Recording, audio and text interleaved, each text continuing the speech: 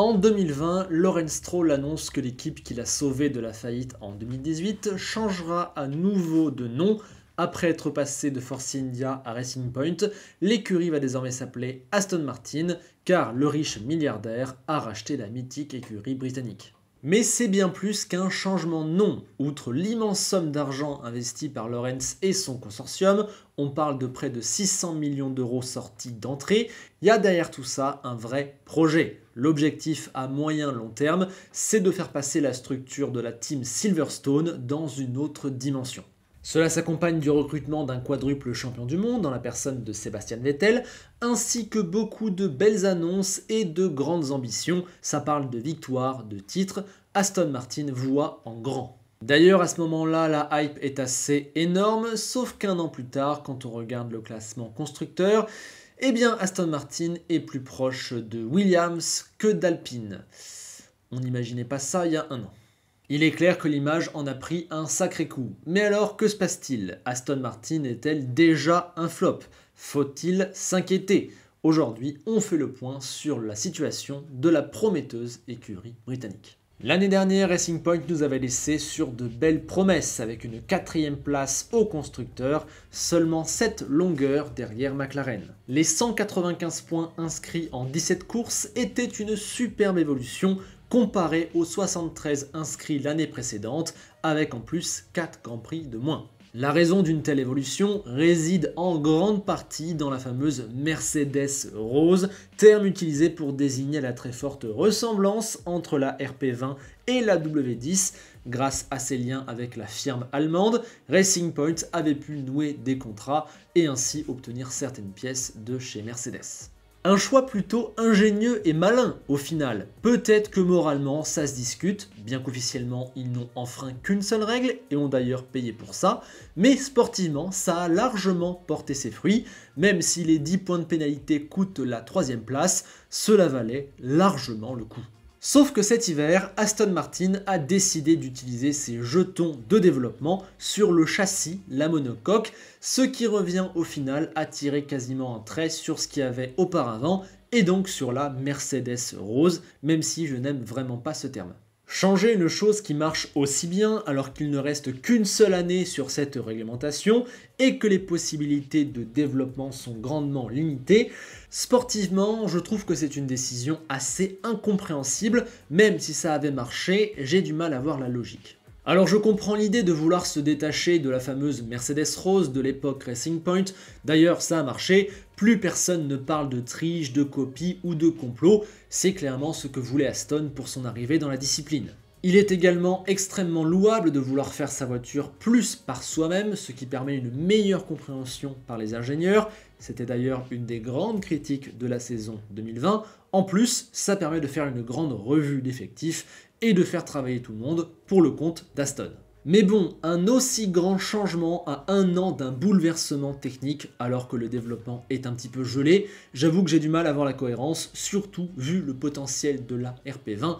Aston a peut-être trop voulu se détacher trop vite, il y aurait eu moyen d'avoir de bons résultats cette année avec une voiture verte, ça aurait pu être bénéfique niveau image. Et le fait est que ça ne marche pas cette année. Après s'être battu directement avec McLaren en 2020, Aston en est maintenant à des années-lumière, déjà près de 200 points derrière. Ajoutez à ça Ferrari qui remonte et vous ne jouez déjà plus que la 5e place. Et même pas en fait, puisqu'Alpine et AlphaTauri les ont distancés. Sauf cataclysme, Aston Martin devrait faire 7e cette année, avec aux alentours de 70-80 points. En d'autres termes, ils sont revenus à leur niveau et leur place de 2019. Si on rentre plus dans le détail de cette saison, on remarque qu'il y a eu 12 passages en Q3 sur 34 possibles et les positions moyennes des deux pilotes en qualif sont 11,14e pour Vettel et 12,8e pour Stroll. Et en course, il n'y a eu que 14 entrées dans les points sur 34 possibles. À titre de comparaison, c'est 21 pour Alpine. Il y a même eu 6 week-ends sans le moindre point marqué. Et on compte sur les doigts d'une seule main les week-ends avec plus de 5 points inscrits. À vrai dire, il n'y en a que 3. 14 points à Monaco, 18 à Bakou et 6 à Zandvoort. En fait, sans les masterclass de Vettel à Monaco et à Bakou, le bilan serait complètement catastrophique. Il serait en train de se battre avec Williams. On pourrait aussi citer des courses comme Portimao, où le fond a été touché, mais on a compris, Aston Martin est extrêmement moyenne, voire pas bonne du tout certains week-ends. En plus, on a le sentiment qu'ils ont du mal à maximiser leur performance, et on a vu des erreurs, notamment sur la stratégie sur la première partie de saison, si je ne me trompe pas. Un petit potentiel existe, Vettel l'a d'ailleurs montré ce week-end à Austin, mais voilà, ça reste trop moyen, ça reste trop peu fréquemment, et puis ce week-end, au mieux, c'était une 9e place. Donc ça reste pas génial. Les pilotes doivent également être pris en compte dans l'équation. Vettel a connu un temps d'adaptation, et même s'il y a clairement du mieux, et qu'il connaît une certaine dose de malchance, je le trouve encore trop en dents de scie, et son niveau de performance n'est pas non plus celui d'un quadruple champion du monde, pour le moment. Quant à Stroll, pour moi, il est toujours le même, profondément inconstant. Les bas sont probablement moins bas qu'auparavant, il a pris un petit peu encore cette année, mais les hauts sont toujours rares et on peine toujours à avoir une ligne directrice. On développera son cas dans les bilans de fin de saison, ne vous inquiétez pas, mais pour l'instant, on peut dire que cette année, Lens fait un travail ok. Tout ça pour dire que les pilotes y jouent un peu. J'ai le sentiment que si on avait toujours Pérez dans cette Aston Martin, ça jouerait tous les week-ends le top 10 et il y aurait probablement une petite vingtaine de points en plus. Évidemment, ça n'est que de la spéculation, mais vous voyez ce que je veux dire, les pilotes ont également leur petite part de responsabilité dans la saison moyenne. Bon voilà, on a fait, un petit peu en avance, le bilan de la saison 2021 pour Aston Martin. Clairement, il n'est pas bon, c'est un échec, c'est une déception, appelez ça comme vous voulez, mais le compte n'y est pas. Sauf qu'en fait, eh bien on s'en fiche de la saison 2021 d'Aston Martin, qu'ils finissent 3e, 4e, 5e, 7e ou 9e, c'est la même pour eux car leur projet ne commencera vraiment que l'an prochain. Pour eux, seul le titre et les victoires comptent et ils n'auraient jamais pu les viser dès cette année. On a le cap mis sur 2022, alors cette saison, tout le monde s'en fichait chez Aston Martin. Ça servait à poser les bases, ça servait aussi à se faire une petite image. D'ailleurs, on note qu'il y a un petit coup de froid au niveau de la hype à cause de ces résultats très moyens. Mais dans l'ensemble, 2021, ce sera oublié dans quelques années. Ce qui compte, c'est 2022. C'est certainement pour cette raison qu'ils ont décidé cet hiver de changer beaucoup de choses sur la voiture pour vraiment se détacher de la page Racing Point qui comportait en elle des questions d'argent, de marketing, peut-être de triche. Là avec Aston, on a une image plus lisse et on voulait avec une voiture qui ressemble moins à la RP20 et donc à la W10. C'est peut-être paradoxal, mais en fait les résultats sportifs de la saison d'Aston Martin importaient très peu dans la suite du projet sportif justement. Je répète, il y a un petit bémol sur le côté image où en étant moins bon, tu perds un petit peu en crédibilité. Mais voilà, clairement, et je vais le répéter tout au long de la vidéo, si en 2022 Aston Martin se met à gagner, tout le monde aura oublié 2021, on s'en rappellera juste comme l'année de leur premier podium. Et oui, pour Aston, 2021 sera oublié dès mars. Ils n'ont pas été jusqu'à jeter volontairement cette saison avant qu'elle ne commence, certainement pas, mais ils avaient des objectifs différents et un échec n'était pas si grave. L'an prochain, tout change et c'est pour ça qu'Aston Martin est revenu en Formule 1. Le gros projet a été monté là-dessus et c'est là qu'il démarrera vraiment. Au final, c'est donc en 2022 qu'on dira si Aston Martin est un flop ou non, quoiqu'il sera encore un petit peu tôt.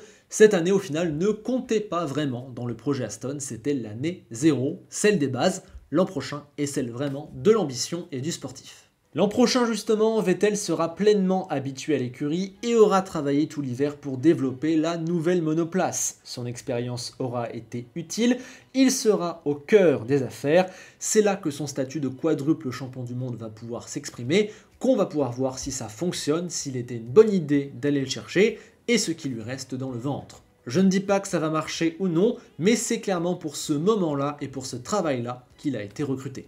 Stroll lui aura continué de progresser, je reste toujours très sceptique sur son niveau moyen et sur son potentiel, mais il attaquera sa 6e saison de Formule 1, il accumule de l'expérience tout en ayant encore seulement 23 ans, c'est encore intéressant de le garder.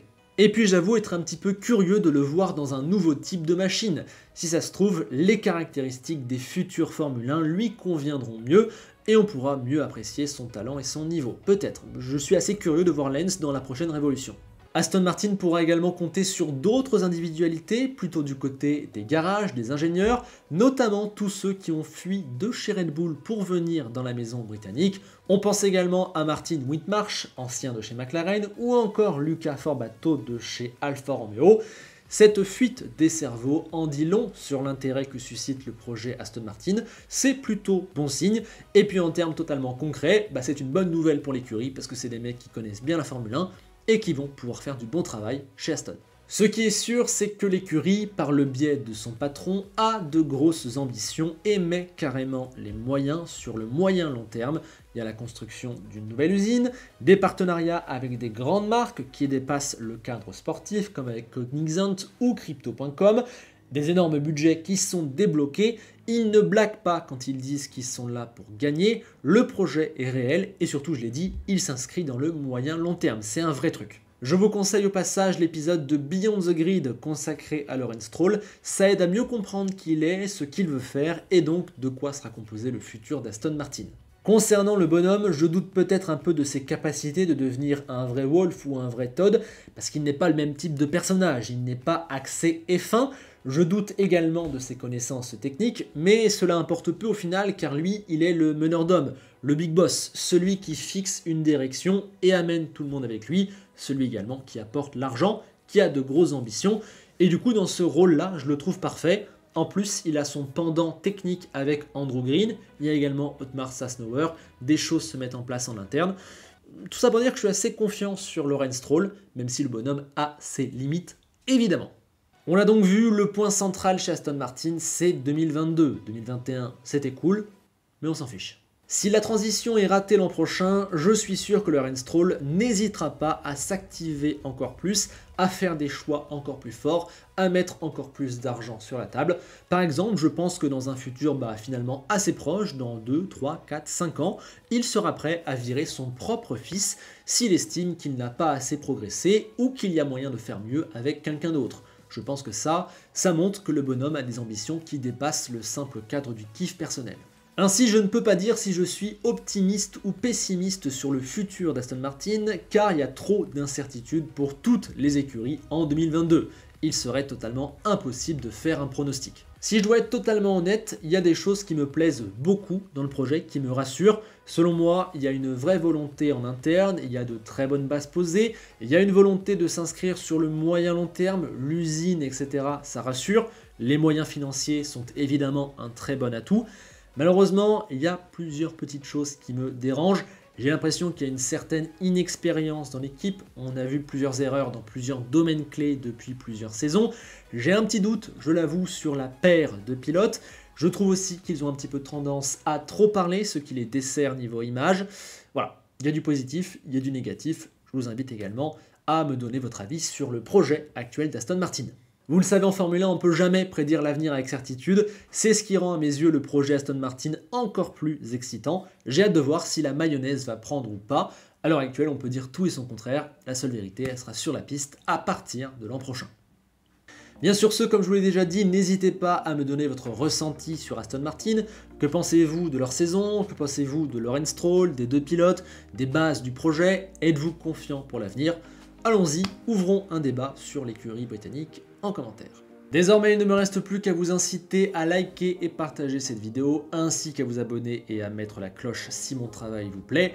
Je vous laisse, je vous quitte avec Enzo Ferrari, qui vous révèle, et je suis certain que très peu d'entre vous étaient au courant, que le vrai nom de la famille Stroll n'est pas Stroll, mais Strulovic. C'est bizarre, hein? À bientôt.